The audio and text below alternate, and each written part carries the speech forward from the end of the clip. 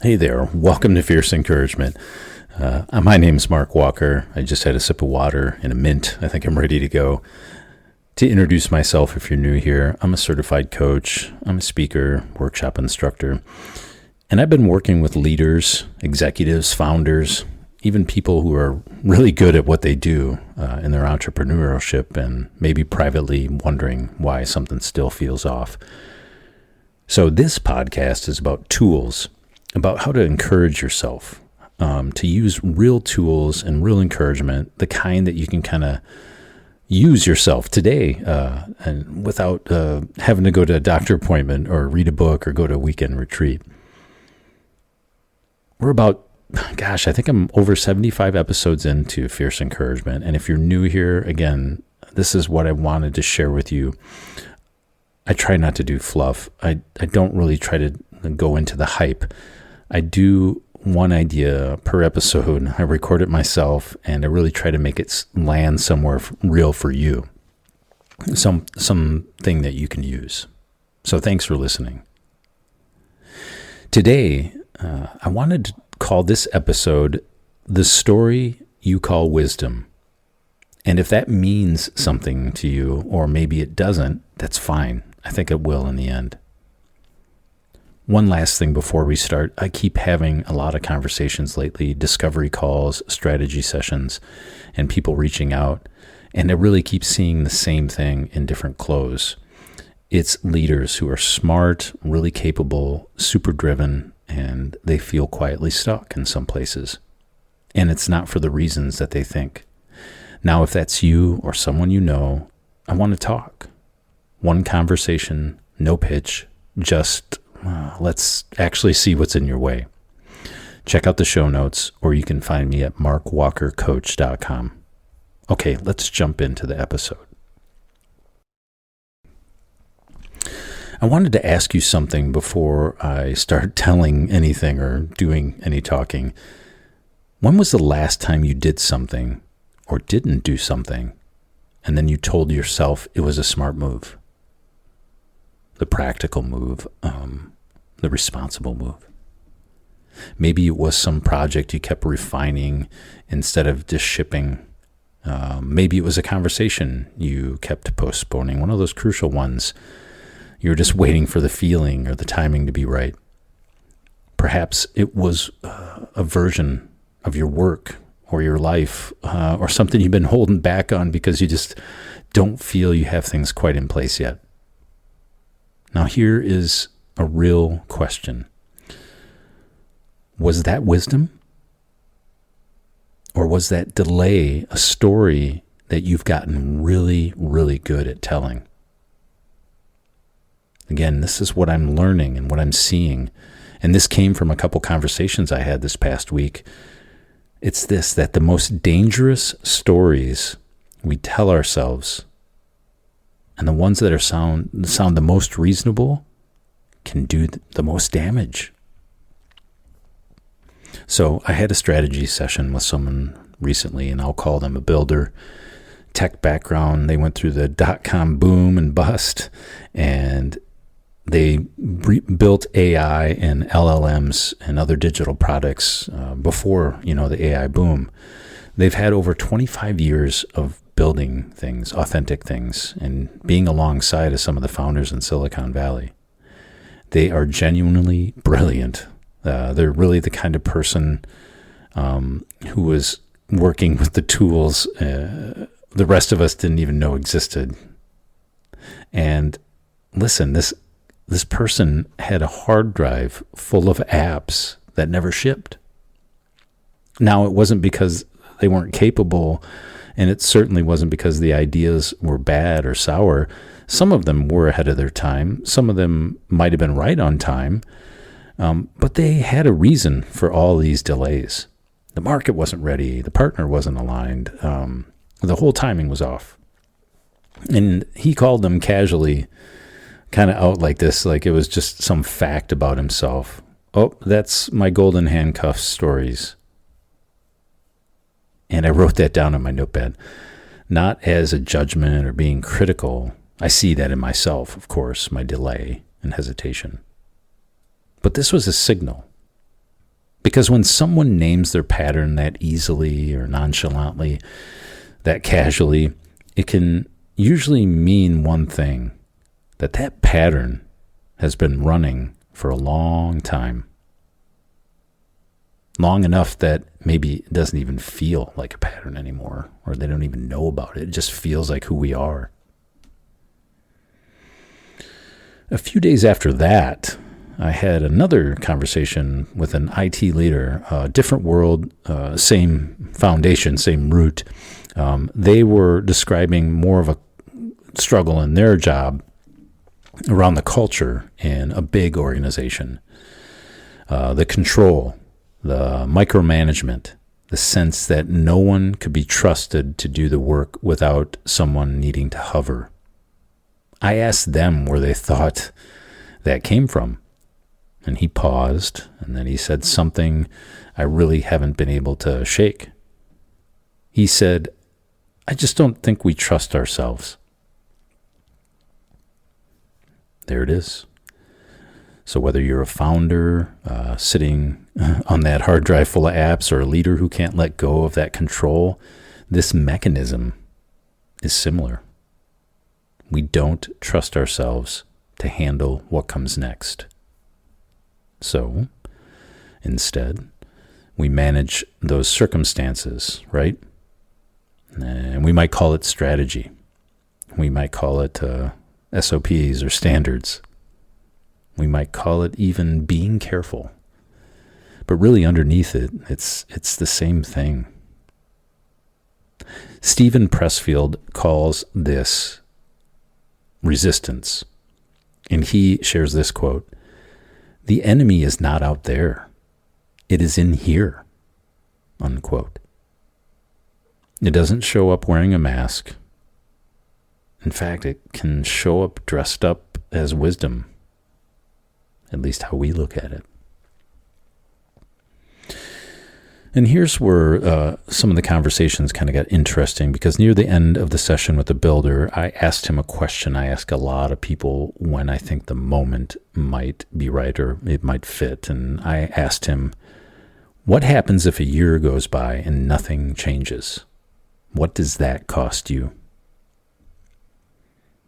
Now, most people I meet with, when you ask that type of question, they'll go to something that's uncomfortable. They'll go to the pain points. They'll talk about the pressure, maybe tiredness, exhaustion.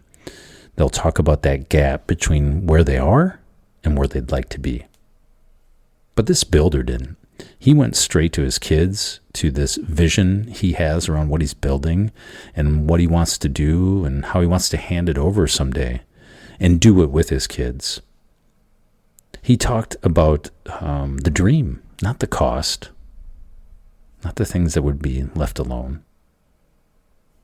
And I really let that soak in to the ground soil of our conversation, because on the surface, it can just look like some type of resilience, maybe even optimism, like someone who has claimed their North Star. But I wanted to just think about this in a different frame, if you're open to it. What if that inability to feel the cost is itself the blind spot? What if that move towards a vision before you actually sat down with what's not moving and what's it costing you? Maybe that can be its own form of avoidance. So Viktor Frankl wrote this, and I wanted to share this quote. "Between stimulus and response, there is a space. In that space is our power to choose." Now that space between the question and the answer, well, that's where most everything lives. And for a lot of us, especially people push themselves, high performers, people who listen to this podcast, well, we've all gotten really good at skipping it, so that we don't even know we're doing it, in a sense. We go straight to the dream because sitting with the cost of it is really uncomfortable. And we've trained ourselves over years and years to be very, very efficient at uncomfortable feelings and dismissing them. Here's a model that I work with and that my coach has taught me, and I wanted to bring into this session here to give you something, again, give you something tangible and make it real. This is called CFTAR. CFTAR. Circumstances, feelings, thoughts, actions, results. Now, here is how it works in some plain language. Hopefully this lands. So something will happen, and that's the circumstance. You have a feeling about it. Usually that happens very fast, right below the surface often. And then that feeling can generate a thought. And then, of course, our thoughts drive the actions we take. And then, of course, as a final thing, that action produces a result, which kind of loops around back to that circumstance we find ourselves in. So most of us live at the level of circumstances and results. That's the things we see, right? Oh, the market wasn't ready. The app didn't ship. We don't have the time. The team underperformed. We'll look at the inputs and the outputs and then try to adjust variables to change them. But honestly, the real work happens in the middle. It happens in the feeling and the thought. Because here's where cognitive behavioral scientists are telling us through studies, where the ancient wisdom has been telling us for forever. It's this, that our thoughts are not facts. They're just interpretations. And these interpretations and stories, well, they can be changed. So the builder's thought, right? Timing isn't right. That's an interpretation. It might be partially true, but it's also doing something else. It's protecting him. It's protecting him from having to feel the discomfort of shipping something and maybe watching it fail or succeed. Either one carries a risk, right? Or maybe it's that IT leader's thought, right? I can't trust them to do what's right. That's also something that keeps him in control in a distorted way. It keeps him, quote unquote, necessary. It's fear. It keeps up this anxiety of being too vulnerable at a managed distance, right? It keeps you away from it. Frankel again. The space between stimulus and response is where our freedom lives. The CFTAR, that's a map of that space as well. And when you can slow down long enough to ask, what am I actually feeling right now? What is this thought that keeps, coming up and perpetuating? What's this feeling generating? When we get curious about that area, get in that gap, we get a little room. And in that space, in that room, is where that change starts to happen. Not because you forced it, because you saw it, because you became aware. So let's bring this in for a landing. The title of this episode is called The Story You Call Wisdom. And I wanted to be extra careful at this point because I'm not sitting here saying that your stories are lies. I definitely am not saying that the timing was never ever wrong or a partner was never ever fine. That's not true all the time. And even the teams that we can find ourselves on can't always be trustworthy or great. Some of this is real. Some of the caution is definitely, needed. But here's the thing about earned caution. It doesn't automatically expire. It doesn't have a sunset provision on it. You have to get in there and retire it yourself intentionally. You have to see it. You have to identify it and retire that. Otherwise, that just keeps running long after the original threat and problem is gone because, hey, that's what our brain does. It learns patterns. It runs on autopilot. And this really isn't a weakness. It's more about neuroscience and setting up a system that benefits you. William James put it this way, one of my favorite quotes: "The greatest revolution of our generation is the discovery that human beings, by changing the inner attitudes of their minds, can change the outer aspects of their lives."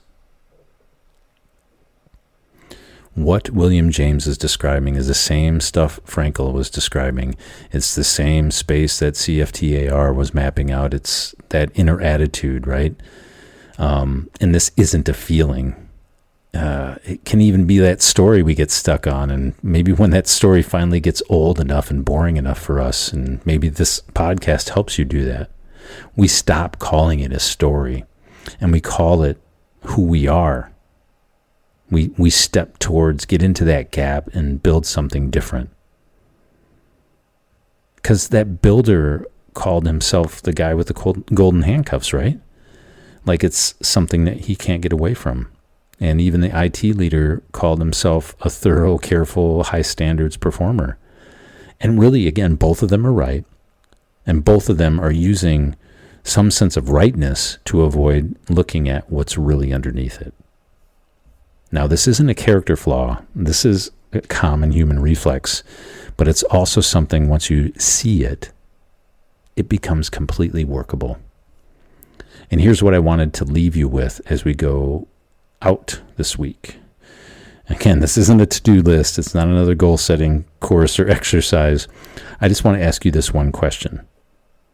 What story are you running that you've started calling wisdom?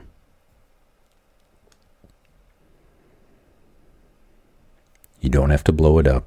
You don't have to kill it. You don't have to be brave enough to overwhelm it. But you just have to step towards it today and just notice it. The next time you hear yourself saying something like, well, hold on, not yet, or once I get this in place, or I just need to be careful, go ahead and pause. Invite yourself to pause for a second. Get curious, get into that gap and see what you might be protecting yourself from. Because really that pause, that small gap between thought and the next action, that's where our freedom is.